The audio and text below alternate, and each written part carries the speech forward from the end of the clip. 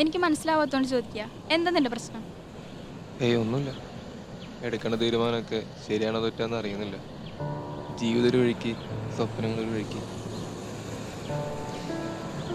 എന്താ ചെയ്യണമെന്ന് അറിയാൻ ഒരു അവസ്ഥയാണ്.